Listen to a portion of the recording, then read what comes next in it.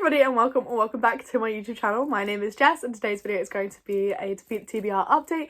If you are new to my channel, this is just a little thing that I do to keep myself accountable for the amount of books that I have on my physically owned TBR. I have to start this episode by doing a lot of talking, so please get yourself a drink. I have water.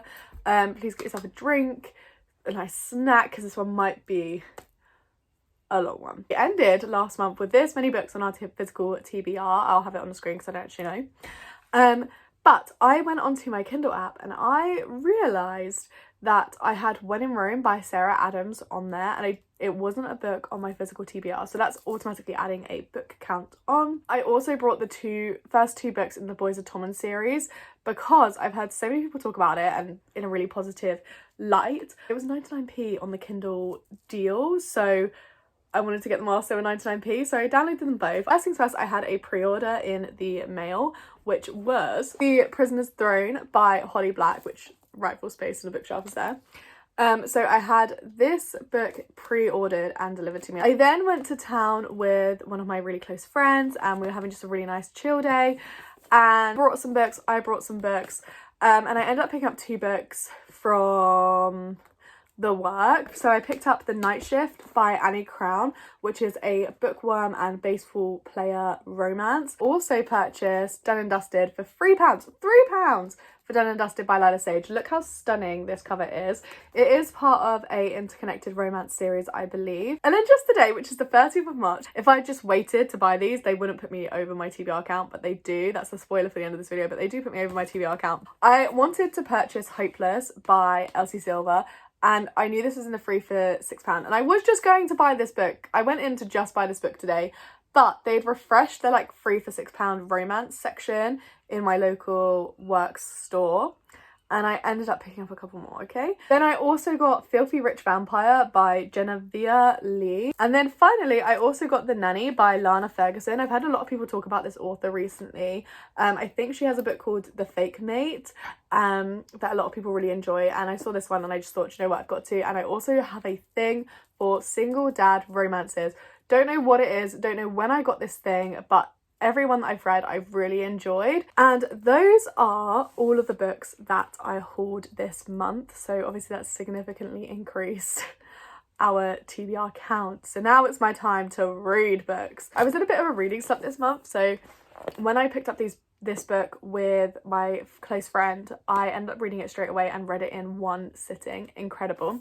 So I ended up reading The Night Shift by Annie Crown, and I really loved this. This is exactly what I needed. She was a bookworm, introverted kind of person. He was a basketball player. Exactly what I needed. I read it all in one sitting. Like I said, I just adored it so much. It wasn't too long. It was just perfect. And I really loved the library setting. It is definitely spice. There is spice in here. So I would pre-warn people who like to look for books that don't have any spice. This one has spice in. But it was really well written. I really enjoyed it. So at this point, I was halfway through 3 books and I just could not pick any of them up. So I read The Night Shift, then I read Done and Dusted. And this book, oh my god, has it started an obsession. I gave this book 5 stars. This was just so good. I said in my Fable review that it was like the author was on crack. Like, I swear to God, I was just so obsessed with this book. I could not put it down. It was so good. I read about half in one evening and then the other half the next morning. Couldn't put this down. I loved the relationship between them. I really loved how they were good at communicating with one another. Emmy basically she rides horses, but she fell off, and basically Luke, our main character, helps her, our main male love interest, helps her to regain that love and reconnection for riding again. And it's just so powerful, and oh, I just loved it so much. I felt like it was almost that male as a golden retriever trope that a lot of people like. I don't really like that label for men like that. I just feel like men who care about women is so sexy. Like, it's so sexy how much he cared for Emmy and how much he showed that caring. Then I read some books from my physical TBR that I had pre-owned, and I continued, like I said, the Chestnut Springs series. So I read Powerless by Elsie Silver, and I absolutely adored this. This one was very kind of similar-ish to Done and Dusted, where you had that kind of brother best friend kind of character in there. But this was so intense. There was so much drama, so many things to build upon. And also, like, I didn't realise how bad Jasper's upbringing was. But it was very, very, very powerful. We also see a lot from a character that comes up in Hopeless, the last book in the series. I was on a cowboy romance reading binge. I gave this one 4 stars. I really enjoyed it. The only thing that annoyed me was miscommunication trope is very strong in here.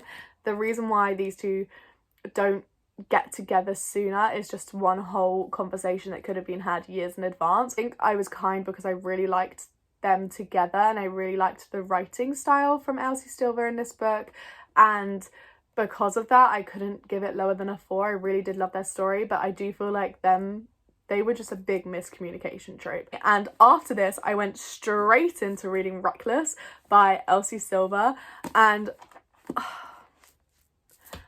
I loved it. The banter. Theo just brings so much to this book series. I will continue to say it.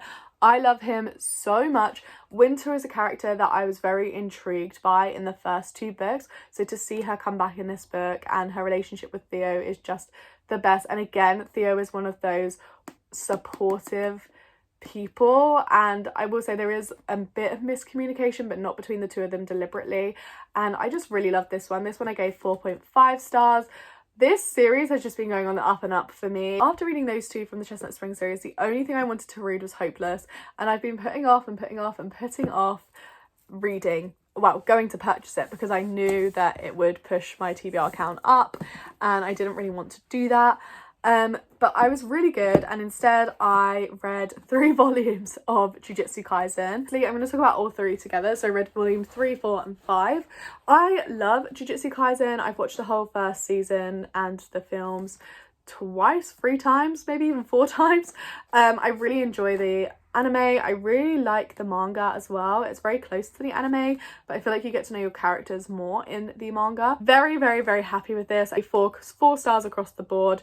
Really enjoyed it. Could definitely read the other 2 volumes. Could have definitely read the other 2 volumes this month, but I didn't want to force myself to just for the sake of the fact that I've brought another book. It's really not that deep. Then I read When in Rome by Sarah Adams because I had a migraine and I woke up at 3:40 in the morning after taking my medicine, and I didn't want to wake Luke up, so I just went on my Kindle app and started reading for a couple of hours until I could go back to sleep, which was great. And I ended up finishing When in Rome by Sarah Adams. Really loved this, gave it 4 stars. I didn't love it as much as Practice Makes Perfect, which I feel like is the opposite of other people, but I did read Practice Makes Perfect first, that would make sense. And then finally this month, as you guys can probably predict, I finally bloody finished The Prisoner's Phone. I was literally 100 pages through this for the longest time, and I just sat down, I was like, I just want to finish this. Yesterday I sat down, I was like, I just want to finish it. I've been reading it for so long. I felt such a big disconnect with the characters in this book. It's such a shame because I loved the first one before this one. I didn't feel the chemistry between the 2 characters. I didn't feel very caring. I felt like we didn't know more than we did know. Also, some of the dialogue was just pissing me off, and I can't tell if I was just not in the mood and that's why, but sometimes like they were saying something and they were literally saying nothing in so many words. They were saying nothing, and then Oak's like, oh, I got it, I understand it. I'm like, well, I fucking don't, so can you fill me in please, because oh, I don't know, it just felt a bit annoying. Yeah, but that was the last book that I read this month, which means that in total this past month, so we read 1, 2, 3, 4, 5, 6, 7, 8, 9 books this month, which is quite impressive, you know. I'm really happy with the fact that we read 9. I know we're over in the TBR count, but I did unhaul some books last month, so I'm just going to ignore the fact that we're above the TBR count. I'm kind of nervous. There's advantages and disadvantages because we have read quite a few books, so technically lots of these in here now will be books that I've read, but also because I've pulled really good ones. I've had a free pick and I Had You and Me on Vacation by Emily Henry. There's a really high risk now that I could pull something that I don't want, so let's just give it a go. Got one. I am so nervous.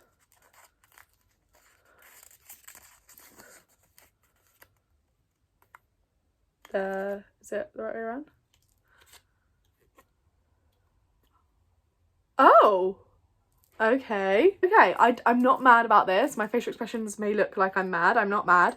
I'm quite chuffed with that. At the moment, I'm in a really big romance reading mood, so that's why I'm a bit hesitant about having One Dark Window by Rachel Gillig. But I'm also excited because this is one that I've been really excited about for a while, so I am excited to read it. I'm excited that it's come out of the jar. And this one, I will read the synopsis to you for. Elspeth needs a monster. The monster might be her. Elsa Spindle needs more than luck to stay safe in the eerie, mislocked kingdom of Blunder. She needs a monster. She calls him the Nightmare, an ancient miracle spirit trapped in her head. He protects her. He keeps her secrets. But nothing comes for free, especially magic. When Elspeth meets a mysterious highwayman on the forest road, she is thrust into a world of shadow and deception. Together, they embark on a dangerous quest to cure the town of Blunder from the dark magic infecting it. As the stakes heighten and their undeniable attraction intensifies, Elspeth is forced to face her darkest secrets yet. The nightmare is slowly, darkly taking over her mind, and she might not be able to stop him. A maiden must unleash the monster within to save her kingdom in this dark, lush gothic fantasy debut. That sounds so good. I'm not gonna lie, I never really read the synopsis. I just knew that everyone loved it, and I've heard other people talk about it, and it sounded like something that I would enjoy. I'm very excited to see what my thoughts and opinions are on this book. That is everything for today's video. I really hope you guys enjoyed, and if you did, please leave a like and subscribe to the channel if you're new around here. I'd like to see more videos from me, and I'll catch you guys all in my next one. Bye!